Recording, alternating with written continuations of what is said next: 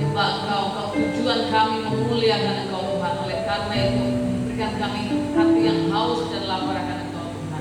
Terima kasih Bapa yang baik. Terima kasih Tuhan. Kami serahkan pemberitaan firman Tuhan malam hari ini ke dalam tangan kuasa kasih. Dalam nama Yesus Kristus kami berdoa dan siap menyambut kebenaran firman Tuhan. Haleluya. Amin. Shalom.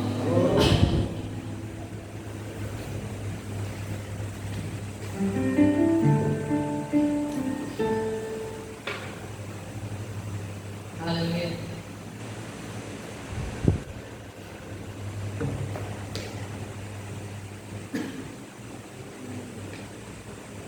Kita buka.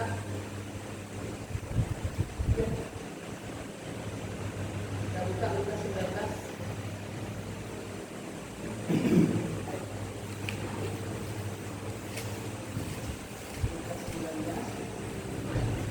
Ini kisah tentang kisah yang paling terkenal ya, dari anak kecil sampai orang dewasa.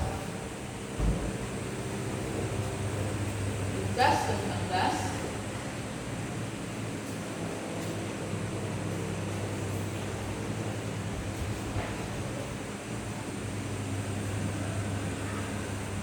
Lukas 19 ayat 1 sampai 10.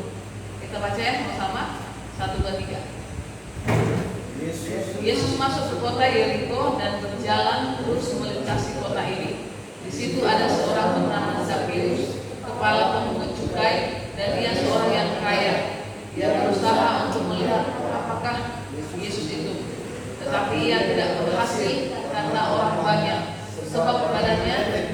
Maka berlarilah ia lalu memanjat pohon ara untuk melihat Yesus yang akan lewat di situ. Ketika Yesus sampai ke tempat itu, ia melihat ke atas dan berkata, "Zakheus, segera turun, sebab hari ini aku harus menumpang di rumahmu." Lalu Zakheus segera turun dan menerima Yesus dengan sukacita.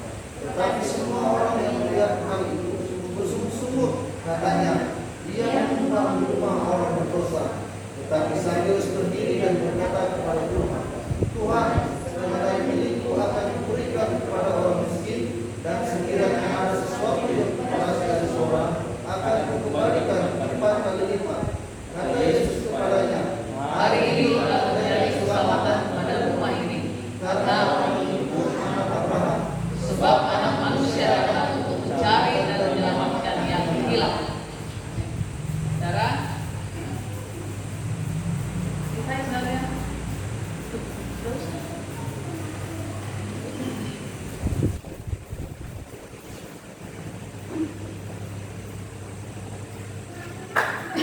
saya lihat, saya ini kali-kali saya mau belok kan, misalnya kan, tidak terjadi. Saya masih mengharapkan mujizat. Jadi saya kalau bersuara itu susah. Ya. Jadi saya mau nyanyi itu harus membutuhkan tenaga. Masalahnya tidak tahu di mana. Tapi saya berdoa kuasa darah Yesus disembuhkan. Ya, sudah beberapa bulan ya. Saya belajar untuk saya kadang menangis itu kenapa? Karena saya ini kan saya dari dulu suka menyanyi Tuhan. Pokoknya saya tidak bisa dengar di gereja itu harus nyanyi sekuat tenaga sampai kalau perlu sampai lidah keluar apa itu enak banget nyanyi kalau di gereja begitu. Kadang air mata saya tuh ngalir, kenapa? Saya ingin bernyanyi, suatu rombongan saya tidak bisa itu, sakit kan? Itu mungkin sudah berapa bulan ya saya alami. Itu sudah suara saya kayak pecah gitu, kayak retak gitu. Suaranya tenggorokan saya yang pecah ya, nanti ditangkap itu saya. Suaranya yang pecah. Jadi saya kalau mau ngomong ini kumpulkan tenaga dulu, kumpulkan nafas dulu untuk supaya suara itu bisa keluar. Ya, dan saya terus belajar untuk berbicara walaupun yang sakit kita suara saya mungkin atau apa, tapi saya terus bersuara. Dan saya percaya Tuhan perhitungkan. Ya, Yesus kan ada di sini. Dia dengar semua, dia lihat semua apa kebutuhan hati kita. Ya. Jadi kalau saya nyanyi, saya menyembah, karena dari dulu saya dengan tim itu menyembah gitu ya. Jadi kalau saya tidak bisa menyembah di gereja atau bersuara maksimal, itu saya sedih, saya nangis sih. Ya, saya sedih sekali. Tuhan, aku tidak mau, kalau dipilih apa-apa, aku tidak mau apa-apa, pokoknya aku bisa nyanyi, memuji Tuhan, sekuat tenaga, sekuat suara saya menyanyi, baru menyembah Tuhan. Saya inginkan itu doa saya terus. Karena sudah sebenarnya, kalau sudah saudara perhatikan, saudara itu sudah lama dia sudah bermasalah sebenarnya. Cuma saya bukan orang yang mengeluhkan, istilahnya. Saya tidak mau mengeluh, saya menjalani apa yang ada, apa yang bisa saya lakukan. Tapi saya tetap berdoa Tuhan, menyebutkan saya seringkali pegang leher saya dalam nama Tuhan Yesus. Kenapa? Karena saya tahu rasanya menyembah itu. Karena saya tahu rasanya kekuatan menyembah itu. Karena saya tahu rasanya kekuatan memuji. Saya berkali-kali berkata, saya lihat penglihatan supranatural itu saat menyembah. Saya lihat langit terbuka, awan turun itu untuk menyembah. Jadi saya sangat senang sebenarnya menyembah. Cuma kadang suara saya, sampai kadang saya keringat dingin saya itu. Saudara pernah lihat saya pegang altar ini karena saking saya paksa saya bernyanyi, itu berputar saya lihat semuanya. Saking seperti itu sebenarnya, dalam doa ya. Ya. Tapi itu tadi tidak perlu saya terlalu memberi perhatian ke situ. Saya hanya berdoa, melakukan yang terbaik. Selanjutnya perbuatan Tuhan. Kuasa Tuhan. Oke, kembali kita ke Zakheus. Ya, ada lagi sekolah minggu ya, listen. Zakheus, orang kaya tidak. Ya, dia kan harus sekolah itu. Jadi dia tahu lagu keren juga kan. Jadi dari sekolah minggu itu yang paling saya tahu itu adalah kisah Zakheus. Ya, Zakheus itu. Waktu kami ke Israel, kami lalu melihat pohon Zakheus. Ini pohon Zakheus sebenarnya, pohon ara. Tempat Zakheus dulu naik-naik, mungkin bukan itu, hanya pohon ara mungkin. Tapi dibuat itu supaya namanya untuk wisata, dibuatlah itu pohon Zakheus, pohon ara Zakheus ya. Jadi orang-orang kalau situ berfoto lah di situ, saya katakan Zakheus ada di atas gitu kan, padahal sudah lama berlalu.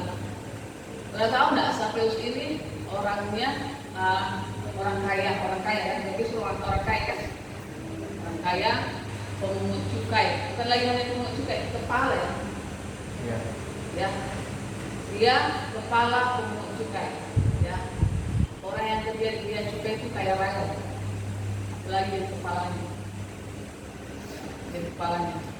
Makanya zaman dulu itu Zakheus itu dianggap, dikategorikan orang berdosa, sama dengan seorang pelacur.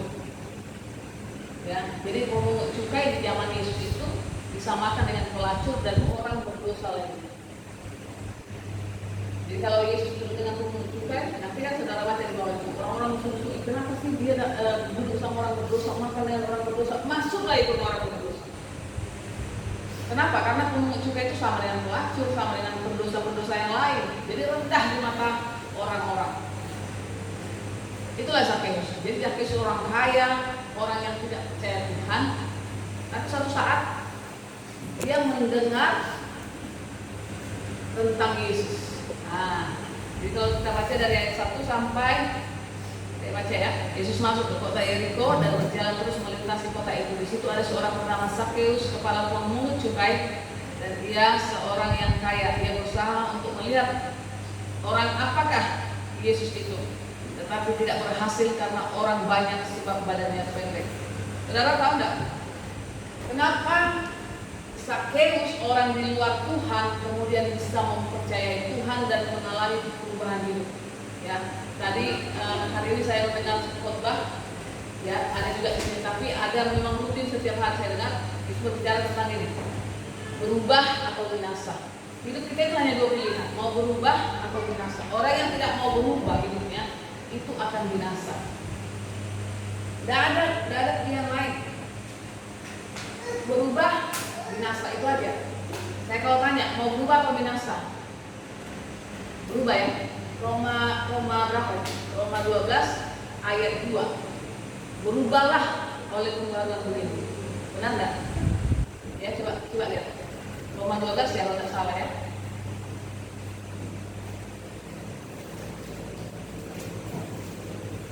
Ya, Roma 12 ayat 2. Janganlah kamu menjadi serupa dengan dunia ini, tetapi berubahlah oleh pembaharuan budimu sehingga kamu dapat membedakan manakah kehendak Allah, apa yang baik, yang berkenan kepada Allah dan yang sempurna. Saudara, Tuhan menyuruh kita untuk berubah. Berubah itu sesuatu yang wajib supaya tahu membedakan mana kehendak Allah. Kehendak Allah itu ada tiga, ada yang baik, berkenan, dan yang sempurna. Kan saya tidak bahas kehendak Tuhan itu. Tuhan berkata, hendaklah kamu jangan serupa dengan dunia, berubah. Kalau tidak berubah berarti sama dengan dunia. Kalau sama dengan dunia, artinya dunia sedang menuju kebinasaan. Makanya dikatakan binasa atau berubah. Janganlah kamu serupa dengan dunia, tapi berubahlah. Artinya gini, berubahlah kamu dari dunia. Kan itu maksudnya. Jangan sama seperti dunia. Kenapa? Karena dunia ini di bawah hukuman dan akan hancur dan akan binasa. Tapi kamu harus berubah supaya kamu mengerti mana kehendak Allah. Berubah dulu supaya mengerti mana kehendak Allah. Jadi Zakheus ini kan waktu itu Yesus itu lagi viral-viralnya. Apa yang viral sekarang? Siapa yang paling viral sekarang? Tokoh yang viral siapa? Kemarin Putin ya viral kan orangnya kan? Putin ya? Putin kan? Presiden Rusia Putin ya? Saya nggak tahu, saya hanya dengar Pak Iman suatu saya itu pokoknya Ukraina, Rusia, nggak usah ke Rusia itu ke TTI dulu, dia apa itu tangannya segala macam ke Rusia, ke Ukraina. Jadi saya sering apa namanya karena terlalu sering ya dengan Ukraina, saya nggak mau dengar yang begitu terlalu banyak benar. Yerusalem dulu, udah usah sibuk ke seberang laut. Yerusalem, diri kita diperbaiki dulu, tapi bukan berarti tidak peduli dengan yang lain. Ya, sambil dulu, jangan sampai yang ini kita urusi, kita tidak mengurusi diri kita, urus diri kita, urus juga yang lain. Ya, tapi jangan sibuk kita. Makanya Tuhan bilang gini, kamu ya, itu jangan melihat selumbar di mata saudaramu, balok di matamu, kamu tidak lihat. Di sampingmu ada yang sudah megap gini-gini. Lihat seberang laut sana, jangan. Pokoknya saudara, kita harus memang semua dari itu sudah rumus ya. Dari Yerusalem itu sudah rumus loh. Tidak bisa dirubah. Dari ujung dunia berpikir kali tidak begitu. Yerusalem dulu sampai ke ujung dunia. Dalam hal apa? Tapi bukan berarti begini. Harus menunggu dulu keluarga saya ini bertobat baru saya menjadi orang lain begitu. Jangan sampai kita menginjil, katakanlah dalam hal penginjilan kita menginjil orang lain, tapi keluarga kita tidak pernah kita injili. Yang orang ini kita tegur, orang lain kita tegur, keluarga kita tidak pernah tegur. Saya Facebook saya itu saudara, yang saya tahu keluarga saya dekat saya itu saya pantau, saya patroli atas keluarga saya. Saya tahu keluarga saya bermasalah, ada apa, kenapa. Patroli, jangan sampai orang lain sudah urus keluarga saya belum mana-mana. Tidak bisa. Saya di Facebook juga patroli keluarga saya yang pertama. Ini aman kan? Aman. Lihat story-nya, lihat ini aman. Tapi kalau kira-kira Tuhan buatkan aku, langsung ada apa kan gitu? Ada apa? Makanya jangan heran kalau saudara saya tegur. Kenapa? Kalau saudara saya tegur, dan saudara saya anggap keluarga. Kalau orang lain saya tegur. Amin. Jadi kalau keluarga, tapi dekat di hati. Kalau orang lain kan tidak tegur. Jadi kan rata-rata semua pernah kena tegur. Kayak ini. Kenapa? Dia panggil, dia semualah. Kita sudah anggap dekat. Tegur supaya jangan kedua kali. Ya.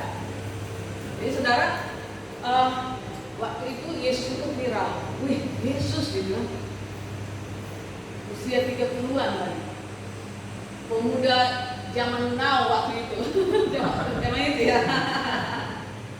Yang putih keren loh. Ya kalau ke Israel cari yang jelek-jelek nggak ada sih. Sulit pokoknya. Betul. Mereka heran lihat video ini. Makanya jangan lihat pada kostumnya. Mahal loh ini, tidak bayar loh YouTube sama saya. Heran lihat. Mungkin dia juga pikir ini, mana hidupnya yang satu-satu kan gitu. Karena hidup mereka begini-gini kan. Tiba-tiba lihat orang Indonesia kan, dicariin mana hidupnya. susah mungkin dia cari. Mereka cantik, tinggi, makanya Zakheus ini agak beda sedikit dari kebanyakan saudara ya. Jadi Yesus itu dulu terkenal. Kenapa terkenal? Bukan karena sensasi, bukan karena terpesona, bukan karena masuk di TikTok kan nggak ada apa. Nggak ada. Kenapa dia terkenal? Karena banyak melakukan mujizat. Orang lumpuh berjalan, orang buta melihat, orang apa lagi? Orang timpang berjalan, segala macam. Orang mati bangkit itu terdengar ke semua orang dan itu tidak pernah ada di situ. Makanya kalau mau viral, lakukanlah sesuatu yang tidak pernah terjadi. Dan membuat viral itu kan melakukan sesuatu yang belum pernah ada kan? Kalau sudah pernah ada, tidak pernah viral lah. Ya. Jadi Yesus dulu tidak sengaja membuat, tapi memang itulah hidupnya. Dia lakukan sesuatu yang luar biasa, membuat orang, loh ini belum pernah terjadi. Orang mati bangkit, orang buta melihat, orang lumpuh berjalan. Ini tidak pernah ada. Siapa dia? Bagaimana rupanya? Karena dulu tidak bisa cepat-cepat pergi. Karena tidak ada kendaraan, mungkin hanya pakai unta, ya, unta atau apalah, tidak ada kendaraan seperti mobil atau apa, tidak ada. Jadi ketika dia dengar, oh Yesus yang terkenal itu akan lewat kota Yeriko, langsung dia bilang, langsung Zakheus bilang, wah Yesus ini yang saya tunggu-tunggu. Tidak tahu nggak? Hati kita kalau memang sedang menunggu Tuhan, lapar akan Tuhan, benar-benar akan dipuaskan. Ini Zakheus terpuaskan oleh Tuhan. Kalau tidak terpuaskan, tidak dia kasih itu hartanya semuanya, benar enggak? Ini hartaku loh. Dulu waktu sama Karen, berapa uang yang saya terima? 100.000. Nih saya kasih 400.000. Itu sikap orang yang terpuaskan oleh Tuhan. Bukan terpuaskan lagi oleh harta dunia, tapi terpuaskan sukacita yang luar biasa yang dia dapat dari Tuhan. Makanya kita harus berdoa, Tuhan berikan aku lapar dan haus. Orang yang lapar dan haus, orang yang merasa dahaga seperti tanah kering itu, begitu air hujan datang langsung menyerap. Tapi kalau tidak haus, tidak dahaga, dia tidak akan tertarik dengan firman Tuhan. Kita ngomong firman Tuhan itu kayak gaung, tahu gaung? Kembali lagi kita, tidak nyerap gitu. Masuk ke telinga kanan, dia tidak sempat masuk, tidak sempat keluar, langsung mentul itu. Kalau tadi masuk keluar telinga kiri, pasti ada sedikit nyantol di sini di tengah. Kalau ini enggak, dikasih tung kasih tung.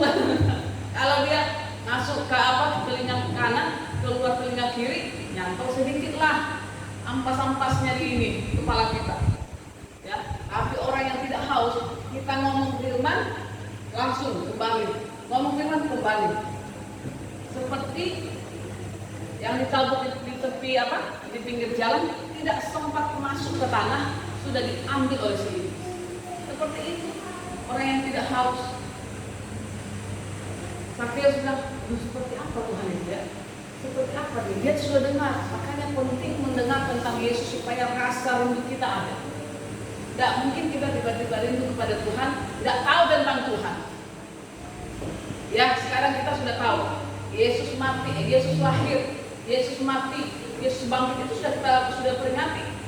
Harusnya kita ada penasaran, oh itu Yesus ya, yang sudah mati bagiku, yang sudah menebus dosa-dosaku. Berapa minggu ini sudah dikasih tahu bahwa Yesus itu mati bagi kita, dia tertikam oleh karena pelanggaran kita. Itu kan sudah diberitakan. Adakah kerinduan dalam hati kita? Adakah ketika berita itu disampaikan kita menangis, Tuhan terima kasih ya, Kau sudah mati bagimu. Adakah kerinduan itu dalam hati kita? Ada. Ada enggak ini? Ketika disampaikan ada yang mati bagi kita, harusnya kita itu binasa, harusnya kita itu di alam maut, harusnya kita itu dihukum, harusnya kita itu terkutuk, tapi oleh karena Yesus kita selamat. Adakah kerinduan itu ketika dikasih tahu bahwa Yesus sudah mati bagi kita? Ada. Mati lah. Gitu ya. Bahkan mungkin tidak ada pikiran sama sekali. Pokoknya bukan gitu. Ya saya bayangkan seperti itu. Karena saya juga pernah di posisi itu. Firman disampaikan, saya tahu apa firmannya. Bisa melayani itu aja gitu. Dulu ya, saya bertobat. Tapi sekarang, setiap kata firman Tuhan itu bisa masuk di hati kita. Setiap kata-katanya itu bisa kita resapi. Yesus ini bilang seperti apa Tuhan itu? Padahal mujizat itu bukan dilakukan bagi dia. Mujizat itu tidak dilakukan bagi keluarga Sakeus, bagi orang lain. Dia bisa penasaran. Apalagi kita tahu bahwa Yesus melakukan mujizat bagi kita. Mujizat terbesar apa? Dia mengubah hati kita. Yesus membangkitkan orang mati gampang, tapi mengubah hati orang itu harus ada keputusan dari orang itu sendiri. Dia tidak bisa paksa. Ada free will namanya, kehendak bebas itu. Kalau menyembuhkan orang sakit Tuhan bisa, itu sudah dilaksanakan. Tapi membuat hati orang berbalik itu butuh apa? Butuh keputusan dari orang itu. Kemudian dia penasaran. Dia bilang, kira-kira dari mana ya Yesus lewat? Kayak Jokowi kalau datang, kita tahu kan rutenya. Nanti Jokowi lewat dari mana? Di pinggir sudah kita semua. Iya kan? Tidak mungkin. Jokowi lewat ya, datang ke KTP, pergi kita ke Sekutu sana kan tidak mungkin, tidak akan ketemu. Pasti cari jalan-jalan protokol, kan gitu. Ada jalan-jalan yang akan dilalui. Kita sudah cari tahu dari mana nanti lewat, dan kita bisa tebak dari mana Jokowi itu lewat. Contohnya ya, pasti dari memang yang strategis. Jadi mungkin Yesus ini cari tahu dari mana Yesus ini lewat nanti. Kemudian dia menunggu di sini. Dia menunggu udah. Saudara bisa bayangkan enggak? Kayak mungkin kalau sekarang ini yang kita bisa lihat Jokowi kemana-mana. Tapi yang bilang saya khususnya Jokowi lah yang presiden ya, sebagai presiden itu kemana-mana dia. Ke Malino dulu ya. Saya lihat videonya. Wah, panjang jalan itu sudah. Kira-kira Zakeus kayak begitu. Ya. Mana Yesus datang mungkin dia di pinggir jalan, tapi karena badannya pendek, dia bilang aduh nggak bisa karena semua orang Yesus kan gitu. Seperti Pak Jokowi gitu. Pak Jokowi contohnya, kan kita lihat yang dautan manusia ini, karena dia pendek, dia itu tinggi, orang saya itu tinggi gitu, dia pendek. Kemudian dia lihat, aduh nggak bisa nih. Nanti dari mana lagi? Udah sana langsung dia lari buat sekencang-kencangnya, lari. Dia lihat ada pohon naik, dia naik pohon. Makanya orang yang cinta Tuhan, orang yang merindukan Tuhan akan buka jalan untuk sampai ke.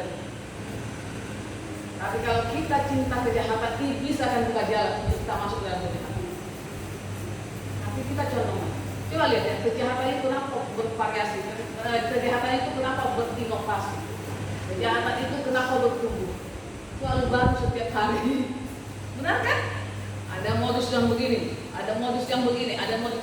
Tuhan juga seperti itu. Tuhan dalam Tuhan kita selalu baru setiap hari. Ada ide-ide yang baru, ada hal-hal yang baru yang kita lakukan selalu. Itu karena Tuhan. Yang jahat itu seperti itu. Akan ada yang jahat, strategi atau ide-ide yang jahat kalau hati kita jahat. Tadi pagi khotbahnya dikatakan tadi pagi ini yang datang. Yang tiga kan datang. Dari pagi dikatakan apa? Hati wajah itu hati apa namanya? Hati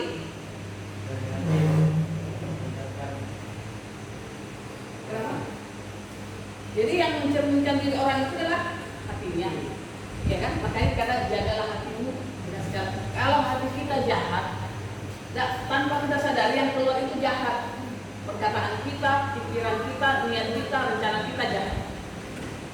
Tapi kalau hati kita baik, yang keluar dan kan hati yang baik ada isinya, ada perbendaharaan namanya.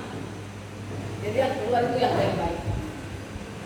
Yang perkataannya membangun, perkataannya perkataannya meneguhkan, menopang itu saudara. Tapi kalau hati kita jahat, perkataannya tanpa kita sadari menjatuhkan, meruntuhkan, ya itu. Jadi saudara, Zakeus naik. Ya ini cerita lama saudara. Zakeus naik, dia melihat Tuhan. Nanti yang penting dia lihat Tuhan. Kan pohon tinggi, dia lihat. Tidak terlalu tinggi di pohon arahnya.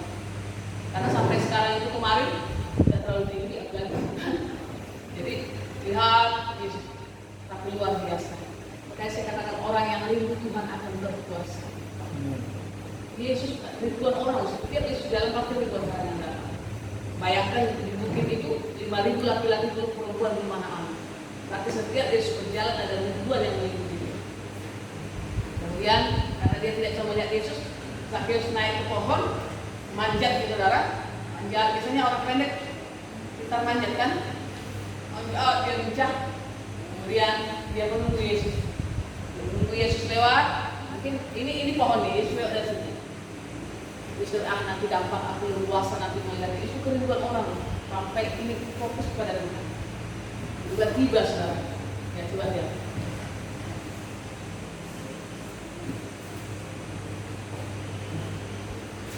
Coba kita kembali ke itu.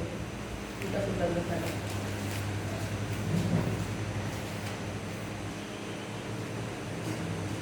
Maka berlarilah yang mendahului orang banyak lalu memanjat pohon ara untuk melihat Yesus yang akan lewat di situ. Ketika Yesus sampai ke tempat itu, ia melihat ke atas dan berkata, Zakheus, segeralah turun sebab hari ini aku harus menumpang di rumahmu. Nah, ini lihat saudara ya, ini menarik nih. Yesus itu lewat dari pohon ara yang dinaiki oleh Zakheus dan dia berhenti di bawah pohon ara itu. Itu direncanakan apa tidak? Direncanakan enggak? Enggak. Itu termasuk dalam planning enggak? Enggak.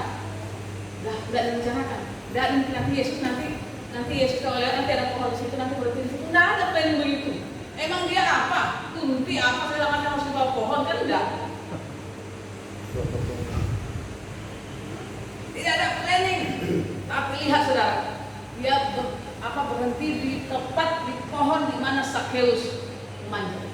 Tidak ada dalam planning, tidak direncanakan, tapi dia berdiri di situ.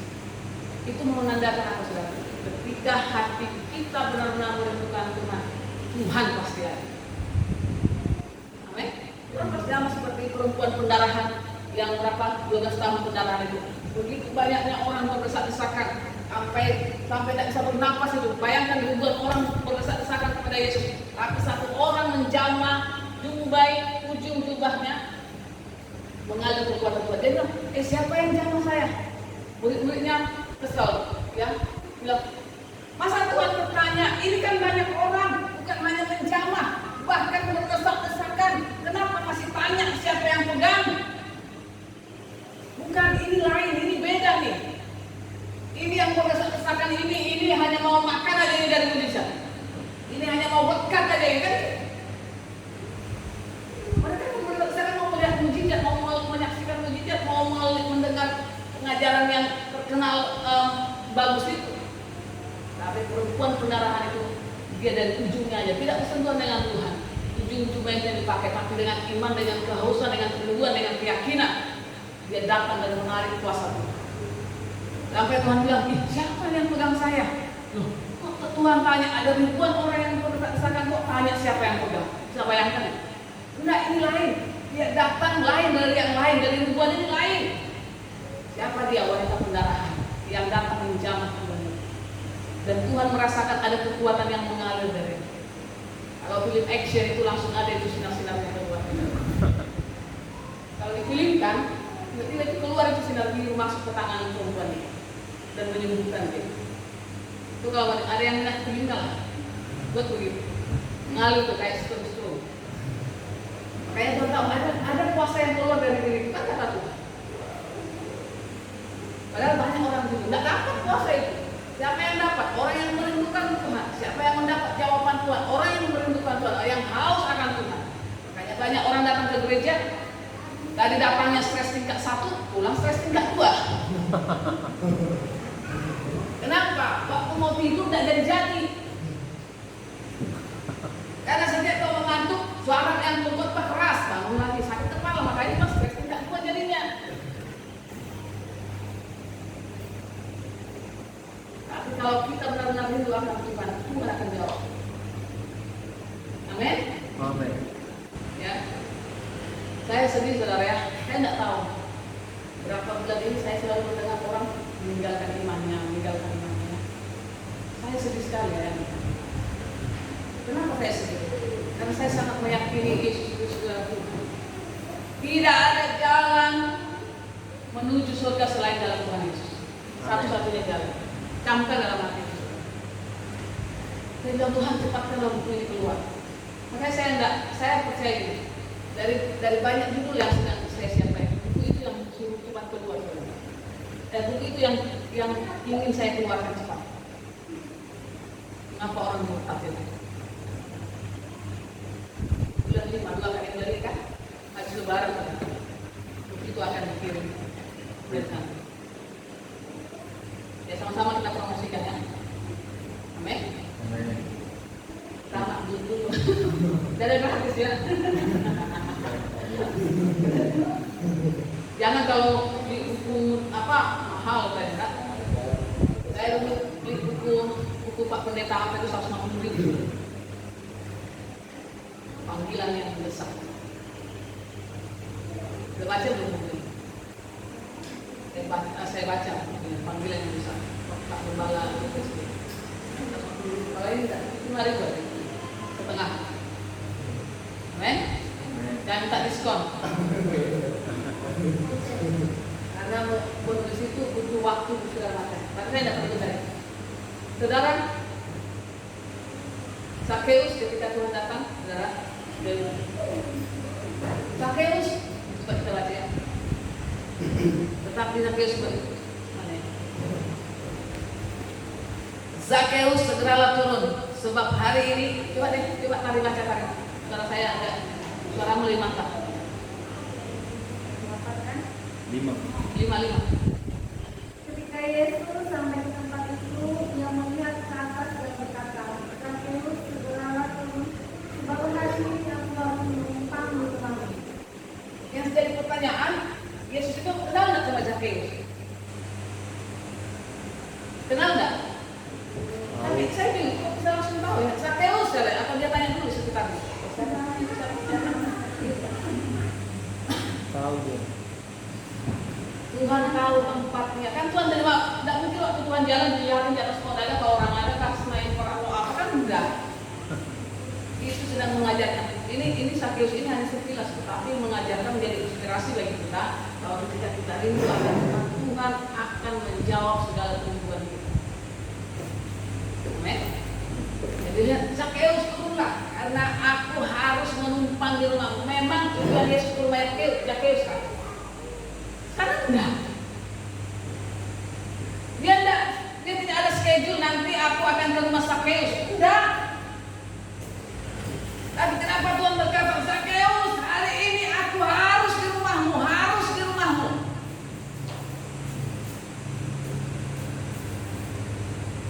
Itulah kekuatan dari sebuah kerinduan seseorang akan Tuhan. Apalagi kita tebusan Tuhan, saudara. Apa yang menjadi kerinduan Tuhan pasti kabulkan. Ini ada kesaksian saya sebenarnya, tapi saya tidak mau saksikan di sini karena mahal kesaksian saya ini. Mahal pokoknya, nanti itu untuk saya soalnya. Betul, saudara. 5 kali saya rasakan. 5 kali, saudara. Nanti itu untuk lain usah. 5 kali, saudara. Tapi saya mau ingin katakan. Saya kasih tahu ya. Saya herannya, saya hitung 5 kali uang masuk di rekening saya, saudara nggak tahu pengerimnya.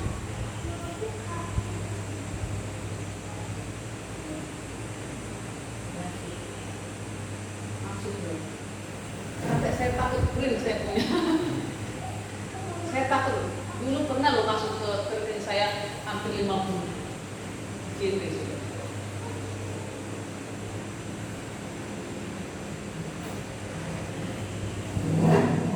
Tuhan kita, Tuhan tahu pergumulan kita, Tuhan tahu hati kita ini.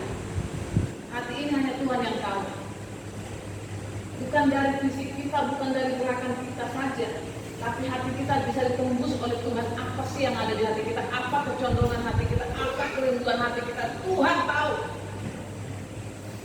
Tuhan tahu, saudara. Tuhan tahu. Makanya Sakeus itu dikatakan, ayo Sakeus turun, aku harus ada di rumahmu. Zakheus langsung heran. Kenapa? Dia orang yang terasingkan, dia orang yang diabaikan, orang yang tidak dianggap, orang yang direndahkan. Tapi Tuhan Yesus datang dan berkata, aku harus menerima. Itu menggambarkan kepada kita apa? Tuhan itu akan datang. Makanya dikatakan, aku itu menutup pintu hatimu. Barang siapa yang mendengar dan membukakan, aku akan masuk. Tuhan itu orang yang lembut, ya. Manusia lemah lembut. Aku lemah lembut dan belajar kepada Tuhan. Zakheus saudara kemudian dia naik. Dia heran, dia langsung turun cepat-cepat. Yesus tidak pernah berencana akan ke rumah Zakheus. Yesus tidak pernah berencana akan bertemu Zakheus. Yesus tidak pernah berencana akan berbicara dengan Zakheus. Tapi kerinduan hatinya yang menarik Tuhan datang. Yang menarik kuasa Tuhan datang kepada Zakheus adalah kerinduan Zakheus. Sama seperti kita, yang menarik menghadirkan kuasa dan mujizat Tuhan adalah kerinduan. Kalau kita merindukan dunia, tidak mungkin tertarik kuasa Tuhan dari kerajaan surga. Tapi kalau kita merindukan Tuhan, maka kita menarik kuasa Tuhan hadir dalam diri kita. Amin. Saya sedang melihat apa ya? Orang, kalau saya lihat orang berjuang, orang kesulitan, saya berkata, kalau dia sungguh-sungguh dalam Tuhan, dalam saya berkata gitu. Suatu saat kau akan melihat mujizat Tuhan, akan melihat tangan Tuhan yang perkasa. Amen. Dulu ada saya ciptakan lagu dulu, saudara. Pencipta lagu juga saya ini, ya, tentang bagaimana kita menarik kuasa Tuhan. Bukan ketika kita tidur, bukan ketika kita diam, tapi ketika terus kita berjalan, sekalipun tidak paham, sekalipun tidak mengerti, tapi kita punya kerinduan terus berjalan dan Tuhan akan membuka. Zakheus ini, saudara, dia bilang, Zakheus turunlah, aku mau menumpang di rumah. Aku harus membantu. Langsung dia turun, dia bawa Yesus keluar. Luar biasa. Jangan berpikir aku siapa. Itu bukan orang yang menjadi tujuan Tuhan Yesus loh. Apalagi kita umat Tuhan yang sudah menjadi fokusnya Tuhan Yesus. Biji mata Tuhan tak mungkin tidak diperhatikan. Amin. Jadi apa yang menjadi kerinduan hati kita? Apa yang menjadi pergumulan kita? Jangan begini. Aku mau yang ini, kenapa Tuhan tidak kasih? Kalau begitu, aku mulailah mundur pelan-pelan. Mulailah begini. Jangan, saudara. Itu namanya tidak setia. Kita tidak akan melihat kuasa Tuhan kalau kita mundur. Kita tidak akan melihat kuasa Tuhan kalau kita tidak setia. Kita hanya melihat kuasa Tuhan kalau kita tetap setia. Walaupun sakit, walaupun air mata, yang berjalan sambil menabur benih, sambil menangis, sambil semuanya, sambil berjalan, jangan nangis, ambil guling, tidur di kamar, diri menangis, tidak bisa. Tuhan tidak pernah dipengaruhi oleh air mata, saudara. Apa ya? Tuhan itu bukan manusia kalau kita nangis, ya udahlah, tidak gitu. Mau air mata darah pun kita tidak mengubah hati Tuhan. Kalau air mata kita, air mata menyerah. Tapi kalau air mata kita jatuh karena sakit yang kita alami, karena penderitaan yang kita alami, tapi kita percaya kepada Tuhan, itu yang menentukan oleh Tuhan. Jangan Tuhan aku begini, karena begini, nangis kita. Ya udahlah, karena Tuhan begitu, aku tidak mau. Tuhan tidak bilang, ya udahlah, daripada kamu ngambek, tidak begitu. Tuhan tidak begitu, saudara. Jangan ancam Tuhan dengan air mata. Tidak bisa. Tidak boleh diancam Tuhan dengan air mata. Tidak boleh diancam Tuhan dengan hidup kita. Kalau Tuhan tidak begitu, aku begini. Jangan. Tuhan tidak rugi kalau mau mundur. Amin. Tuhan tidak rugi, kerajaan Tuhan tidak rugi kalau kita berhenti mempercayai. Yang rugi kita mau masuk neraka. Makanya jangan jual mahal sama Tuhan. Tapi bergantung sama Tuhan. Tadi kan kita sudah dengar. Tadi ketika Daud akan dilempari oleh batu oleh rakyat tidak tahu ini dari bimbing, dari apa, karena anak-anak mereka ditawan dilempari batu, ya sambil merintih, sambil pokoknya tahu orang marah yang dilempari batu. Tapi Daud menguatkan hatinya kepada Tuhan, menguatkan hatinya kepada Tuhan. Dari kali kita dari posisi itu, kita tidak tahu lagi. Seakan-akan kita sudah hancur, seakan-akan kita sudah tidak tahu jalan keluar. Pokoknya, tidak tahu lah pokoknya. Sudah mau dihancurkan, tapi menguat. Justru saat itulah kita menguat semakin goyang. Disitulah kita menguatkan hati kita, bukan goyang. Inilah goyang karena keadaan memang gempa bumi ini keadaan. Jangan. Ketika hati kita hancur, ketika tidak ada jalan keluar, disitulah kita berjuang untuk menguatkan hati kita kepada Tuhan. Itu saat saudara, tapi saya tidak kasih tahu kasusnya. Sebelum ada ibadah dulu di satu gereja undangan. Tapi habis itu satu hari itu saya sekali saudara, tidak tahu lagi apa yang harus saya lakukan. Aduh Tuhan tolong. Saya sampai Tuhan satu hari itu ya, terus berdoa Tuhan. Aduh gimana ini kalau terjadi Tuhan, gimana terjadi? Doa. Saking saya sudah tidak bisa lagi memikirkan itu saudara. Saya pergi beribadah ini. Karena saya tahu di ibadah itulah hati saya ditenangkan. Di ibadah itulah hati saya dikuatkan. Di ibadah itulah hati saya diteguhkan. Di ibadah itulah hati saya ditegur. Di ibadah itulah hati saya dibangkitkan. Di ibadah itulah hati saya diajak untuk mempercayai. Jangan sampai ketika kalau kita mumet segala sesuatu, kemudian kita berhenti. Justru itu tidak jalan keluar, saudara. Menguatkan hati kepada Tuhan. Itu yang penting. Ya. Jangan justru mundur atau berhenti. Apapun masalah kita, apapun penderitaan kita, apapun kesulitan kita, disitulah justru kita datang kepada Tuhan. Dan banyak terbalik sekarang. Kamu kenapa begitu? Iya karena begini. Kamu kenapa begitu? Karena begini. Ada satu lagu dari dalam bahasa Bapak. Dia bilang ketika Yesus datang, tidak ada alasan apapun di hadapan Tuhan. Tidak ada alasan apapun di hadapan Tuhan. Kenapa kamu begini? Karena begini, Tuhan tidak terima. Sekalipun masuk akal buatan kita, sekalipun manusiawi. Saya bersyukur ya, gembala saya itu luar biasa. Kamu. Besar-besar kayak ini kondisinya. Cuma Tuhan bantu berdiri. Jadi katakanlah beliau ini si A. Nanti saya kasih tahu kan ini si A.